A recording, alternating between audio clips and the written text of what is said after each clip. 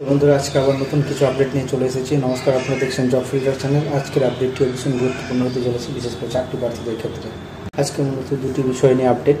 সেই আপডেটটি কি, সেটা হচ্ছে যে 21-23 যে ডিএলএড সংক্রান্ত আপডেট, এবং পরবর্তী যে আপডেটটি রয়েছে সেটা হচ্ছে যে মুখ্য সচিবকে ডেকে পাঠিয়েছেন কলকাতা হাইকোর্ট, অর্থাৎ এসএসসির যিনি মুখ্য সচিব তাকে ডেকে পাঠানো হয়েছে। এই দুটি বিষয় নিয়ে আপডেট। সেই আপডেটটা বলে রাখি, যে সমস্ত ডিএলএড চাকরি প্রার্থী অর্থাৎ 21-23 ডিএলএড সেশনে ভর্তি হয়েছেন তাদের বহু প্রতীক্ষার ফল কিন্তু ডিএলএডের যে এক্সাম, অর্থাৎ যে স্কুল ইন্টার্নশিপের যে এক্সাম, সেই এক্সাম কিন্তু হবে 8 থেকে 24 তারিখের মধ্যে। যে কটা দিন ভোট রয়েছে সেই ভোটের পারপাসে ছুটি থাকবে, বাকিটা কিন্তু পরীক্ষার ব্যবস্থা করেছে প্রাথমিক শিক্ষা পর্ষদ।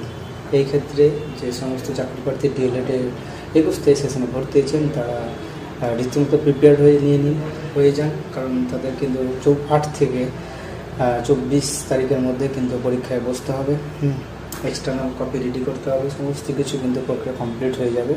ইনফ্যাক্ট আপনারা খুব দ্রুত কিন্তু রেজাল্টটাও পেয়ে যাবেন, এরকম একটা আশা করা যেতে পারে। এই ছিল একটি আপডেট। নেক্সট আপডেট খুবই গুরুত্বপূর্ণ, সুতরাং সেই আপডেটটি আপনাদেরকে অবশ্যই জানতে হবে। যাই হোক, এসএসসি নিয়োগ দুর্নীতির মামলার রিপোর্ট নিয়ে ক্ষুব্ধ কলকাতা হাইকোর্ট। কেন ক্ষুব্ধ হয়েছে সমস্ত কিছু বলবো, তার আগে আমার সাথে জুড়ে থাকবেন। কেননা যে মুখ্য সচিবকে এসএসসি বারবার তলব করছেন, কারণটা একটাই, আপনারা বুঝতে পারছেন যে নিয়োগ দুর্নীতির ক্ষেত্রে কিন্তু কিছু অসঙ্গতিপূর্ণ ব্যবস্থা রয়েছে, ব্যবস্থা নিয়েছিল, যার জন্য কিন্তু বারবার তাকে কিন্তু কলকাতা হাইকোর্টে ডেকে পাঠানো হয়েছে।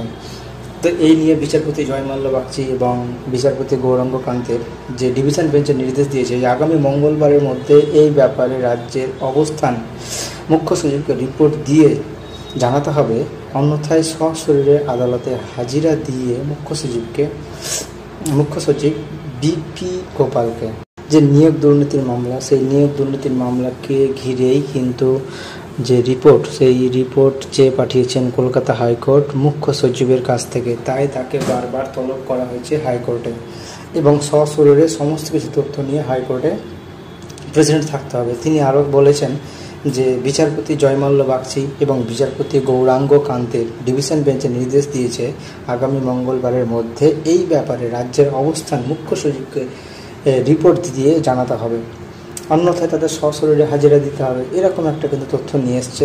আরও তিনি বলেছেন যে রিপোর্ট জমা না পড়ায় গভর্নমেন্ট স্পিডার নোটিশ দিয়ে ডেকে পাঠায় বিচারপতি জয়মাল্য বাগচি এবং বিচারপতি Gauranga কান্তের division bench. Government স্পিডার Anirban রায় নির্ধারিত বেঞ্চ উপস্থিত হয়ে জানান নির্বাচনের কাজে ব্যস্ত হয়েছেন মুখ্য সচিব। এতেই কিন্তু রেগে যায় বিচারপতি। তিনি বারবার বলছেন, কারণ 1.5 বছর ধরে তিনি নিয়োগ দুর্নীতির যে তলব করা হয়েছে মুখ্য সচিবকে, তিনি এই 1.5 বছরের সময়ে তিনি এই বিষয়টিকে পরিষ্কার করতে পারলেন না, আর এই ভোটের অজুহাত দেখিয়ে এই কয়েকদিনের মধ্যেই তিনি আসতে পারছেন না, এরকম একটা বিষয় নিয়ে কিন্তু রেগে গেছেন।